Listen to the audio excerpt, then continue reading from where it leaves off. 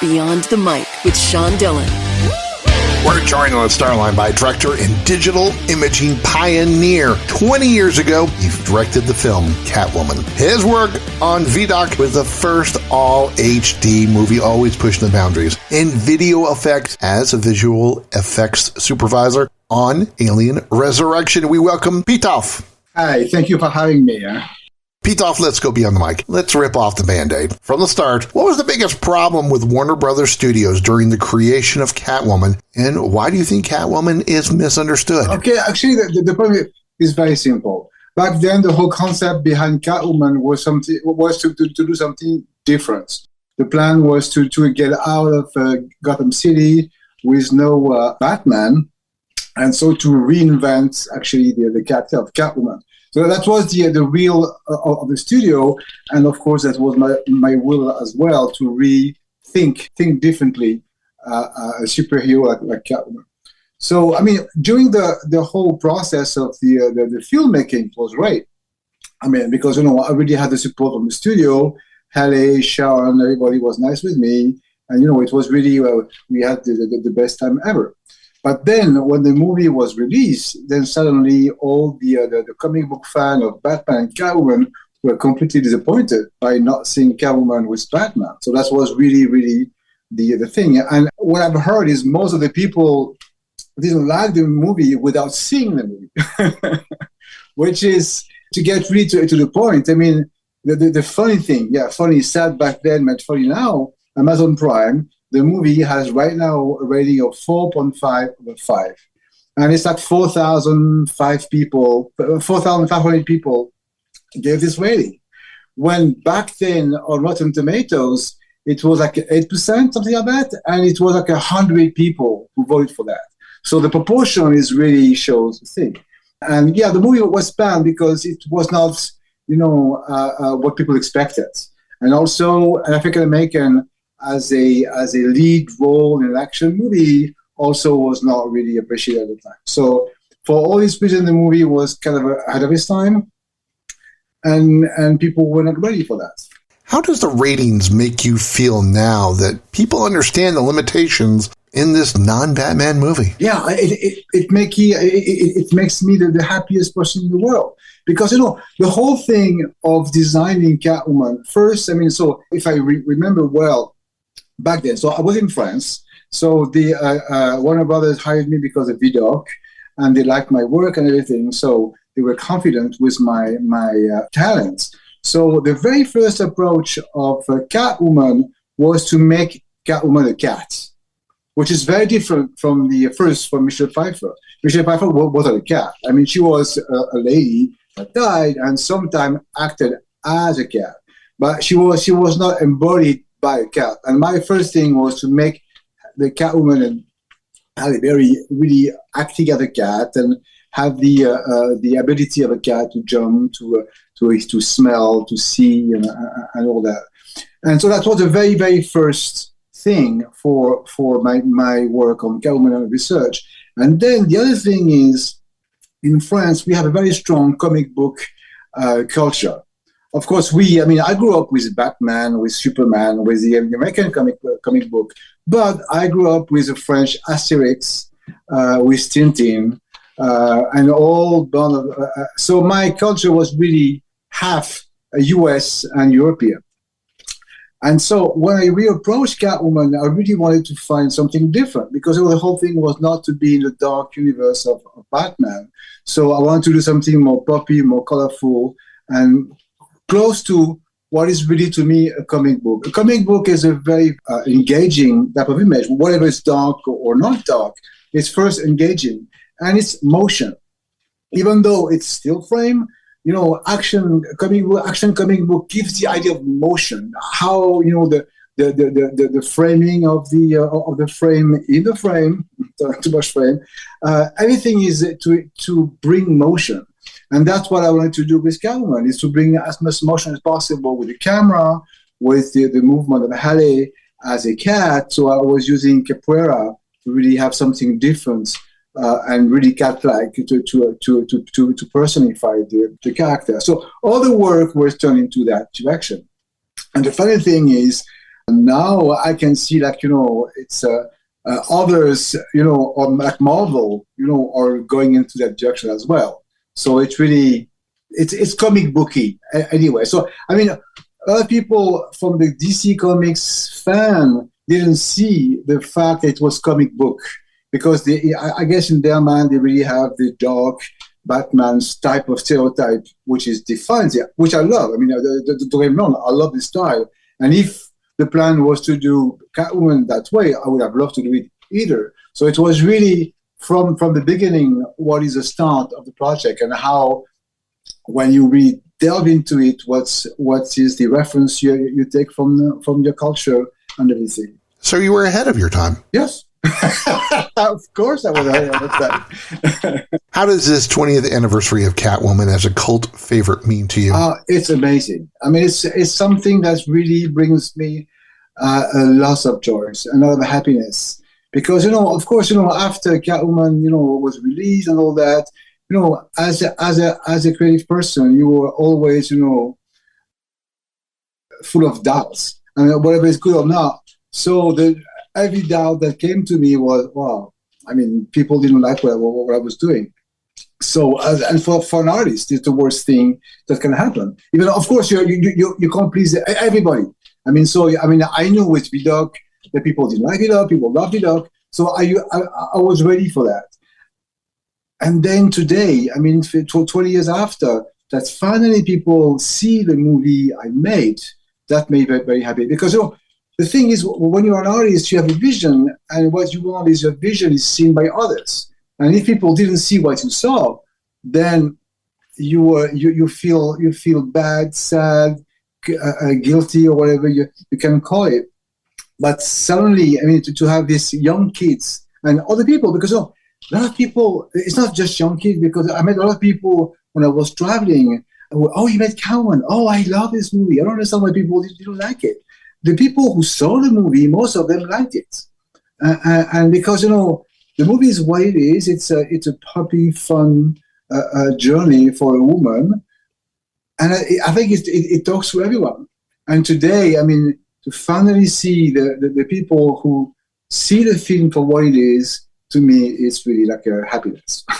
Pitof is the director and digital imaging pioneer. He directed the film Catwoman, and he joins us beyond the mic for the Rockin' 8. Pitof, all this is 8 random questions. Answer with the first thing that comes to mind. There's no pressure. Favorite thing to take a picture of? Horse. Best place on the Grand River? Best place on the Grand River? Oh, the sky. What's one thing you would change about the city you live in today? The people. Too mean? Yeah.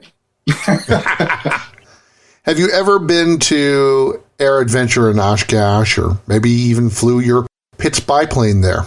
No, that's what I might dream, and with a friend of mine, we might go next year to Oshkosh. Instant follow-up time. What's the best thing about your biplane? Freedom. First plane you ever flew was what? The plane I flew was a Cessna. 172. As you are French, and the Summer Olympics were in Paris this year, what's the most underrated place in Paris and in France? The sewer. What's your favorite time of year?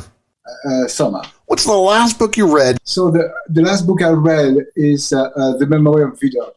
It's time for the back half with Pitof, director of Catwoman, and he joins us beyond the mic. Just before the pandemic, you co-founded Sixth Sense VR, creating content for culture and well-being. Why was that important for you to do so? So the story, I mean, behind that was I discovered the virtual reality like 6-7 years ago when the first headset came, Oculus came, and I was really interested by that. And of course, I'm kind of a tech geek, and everything what is new is catch my attention. And when I first tried this thing, I was completely amazed by the immersive power of it. Capability? And for me, yeah, and even though it was like the graphics were very, very like limited, simple, but the immersive thing, that's the fact you move your head and suddenly your brain, completely work with what you see and doesn't care of if it's photoreal or not. It's suddenly you are transported in a different world. And to me, this immersive aspect is the fundamental of movies. When I grew up, so I grew up in Paris, in France, and in Paris back then you had like a movie theater at every corner. So I really spent my youth, watching movies in the theaters. And back then, of course, there was no cell phone, nothing that disturbed the film. And first, so you came into a room, dark, for 2 hours, and you were really with a good sound, big image, everything that immersed you. And along the years, with the cell phone, the tablet, the computer, we've lost that. And it didn't make me sad. It made me sad at some point, because if you want to see an IMAX, you go to see an IMAX. So it's not completely out yet. But the power of immersive things went a little away with the small screen.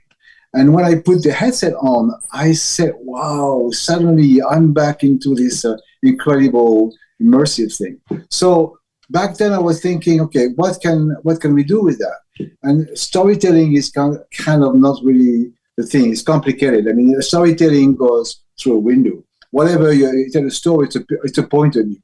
And here in 360, there is no really point of view. So you can have impression, have experience, but the storytelling is not working really well. So I was looking for something that really would be useful to people, and then came to my meditation, because I've been doing meditation for years, and I know that meditation is something that needs a lot of thing. I mean, you need to be serious with meditation. You need to be really involved in it, and you have to do that twice a day and everything. The reward is not immediate. I mean, you can meditate, and sometimes, the thing is not like doing sport. After, running or doing so, you feel good right after that. For meditation, sometimes you feel good, some day you feel nothing. So it's on the long run that works. And also it works internally. It really rewire your brain, and it's very different. And the thing is, when I watched this VR thing, I saw, wow, my attention is really taken by that. And I'm sure that if we help people with breathing, because breathing also is something we live for. I mean, we live because of that, but we're not aware of how powerful the breath work can be. And when you associate focus and breath work, you can really relax people. So I worked on this app that really combined meditation and breath work, and it works like a charm. So we developed it in France. Our partner in France who did that with me. And of course, we have a clinic test to see how it works. And the result was incredible. Because, breathing, if you breathe, open eyes, and, your attention is taken. Meditate, same thing. You can close your eyes, or your attention is taken. Or in the headset, you can't escape. And so the whole thing is, so have a little shaman in the program that help you first to relax, and then takes you to the journey. And it's to me, it's like a movie should be. It's the power of immersion. You've never taken a single class in filmmaking, purely self-taught. Who are the directors that influenced you growing up? The director, many of them. Of course, the old one, Hitchcock, all the French wave, mostly Stanley Kubrick. My really master was Stanley Kubrick, and I grew up really with all these movies. And to me, what I love in Stanley Kubrick is every movie he does is an iconic movie for genre, whatever it's sci-fi, whatever it's a period, whatever. I mean, it's and even his last movie took me a while. Eyes Wide Shut took me a while to really love. But every of his movies is really a masterpiece. Filmmaking is not the same anymore, especially with digital effects. How has filmmaking changed for the better and for the worse since you've started? There's one thing to me is the what has changed is the experience. I mean, the way you see content define how you make content. And so back then, like I said, the movie was designed to be seen on a big screen. And so not to be on a small screen. So everything you do is based on that big screen. So when you watch the movie on a small screen, the experience is different. It's maybe won't be better anyway. It won't be that bad, but it's different. So I guess in the process of the movie making, we are now at a transition. So we come from the old day of the big screen to the new day of a small screen or no screen. I mean, if you go into VR or if you go into like any other mean we don't even know, for now, I mean, I think we're really in an evolution also with the video game, for instance. Okay, I'm not a gamer. I love games, but personally, I'll always be afraid of getting into that video game world because I would have been sucked in. So I was always reluctant of getting into it. But I always have a look on that. And actually, on Vidocq, my reference to make Vidocq was video games, and the way the camera was moving was inspired from video games. So I think the future where we are going to of storytelling is experience. This new concept. I mean, it's a new concept of experience. Now everybody talks about experience, whatever it is. Eating, it's an eating experience. Movie experience. So, and I think that's where we're going. I mean, we are craving for experience. So how we make movie will depend on how we experience the movie. So of course, technology will have a big role, and it's in that. And one thing we haven't seen yet, which is AI, how AI would change the things is really, to me, very interesting. Because AI is a tool. Everybody's afraid about AI because, AI will take some jobs, will take some stuff. But to me, it's exactly like, from horse to car. I mean, the thing is, from horse to car, you just travel differently. And all the industry around is different. And you just have to rethink things, but we keep doing things. So and same thing with entertainment. The variety of experience will be much bigger. It's up to us, filmmakers and game makers and whoever makers to think about that and see things differently. What is the content you feel needs to be created that isn't currently being done? It's an interactive content where the story is written depending on how you react to the story. Like where you look at how you feel, how you interact, without being a game, without playing with a joystick or whatever. Just by looking at your eye, what you're looking at, maybe your sweat, how you sweat, or any feedback that you can give will drive the story differently. Pitof, what's the one thing your mom and dad would always tell you growing up that you realize now is more helpful than you thought when they said it? I don't know. I mean, my mom and dad didn't say me anything really, so on that I pass. How has the way you tell a story changed from when you first started to now? So now it's really, the way of telling a story is really how you tell the story. It's not really about the story itself, because pretty much every story has been told in different ways. And to me, what is original now is how you tell a story. What is the perspective? What are the tools you are using to tell the story? That's to me what fascinates me. And for instance, like if you take a difference between a TV series and a feature film, so it's really perspective. A feature film, you have 1 hour, 2 hours to tell the story, to describe the character and everything. So everything has to be contained in 2 hours. Where a TV series can be almost endless. So the perspective is very different because, it's mostly more focused on the character development in the feature film because you have more time to go into the character's brain and go through that.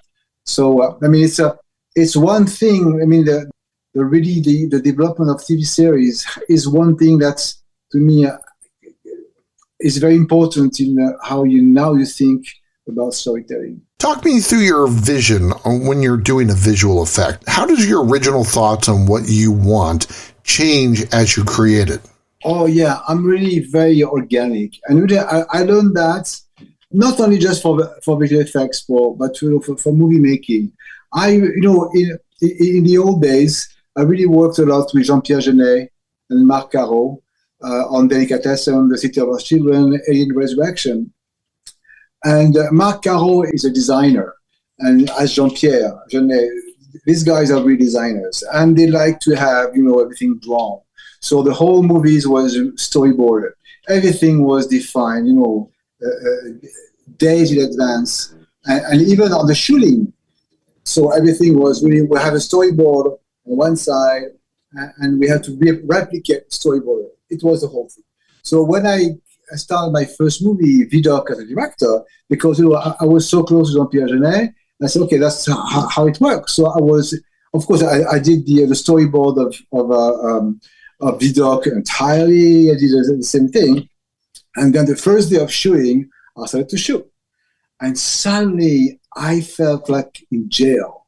Because, if I have to follow all his frame, it was a jail. And then from that moment, not really throw the storyboard. I kept the storyboard as a reference, but just a reference. And then I adapt myself, around what I saw, what I felt was interesting, and to be able to change, not everything, because the storyboard was here, it was a story anyway, but to be flexible and to really to live in the moment, to really try to capture whatever happened at that moment and make sure that the camera will record that. So really to have a second vision of the script. And I really learned that at the it was like in 5 minutes. I really learned that, and I said, well, I have to switch. I don't want to spend this time in this kind of jail. I want to be able to really see, to look at things, to what an actor will do, or if a bird is passing by, oh, that's fantastic. But without also be completely, lost, because you have a risk. If you are too open, then you might lose yourself, and then lose track of what you want. But to me, it's very important to be open and to be able to change anything at any moment. What's one story from your life that you would like to share? I mean, what means the most is really the moment, the instant we live. I mean, that's what I've been learning all my life, and I was always in the future. I was always. I mean, I'm not the only one to think that, but okay, today, when I was 5 years old, I was thinking, 5 is okay, but when I'll be 7, it's so much better because I will have that. And when I was 7, then of course I thought 7 is fine, but when I will be 10, and so on. So I spent mostly all my life hoping it will be better later. So if you look back, I've never lived my life. I've always been living a virtual life that's in the future, but I never enjoyed the very moment of every second.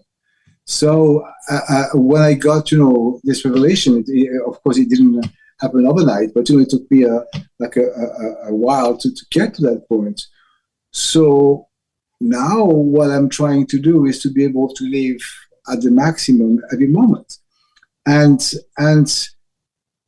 one thing is, for instance, to express myself. Of course, I have movies, but another thing where I express myself is airplanes.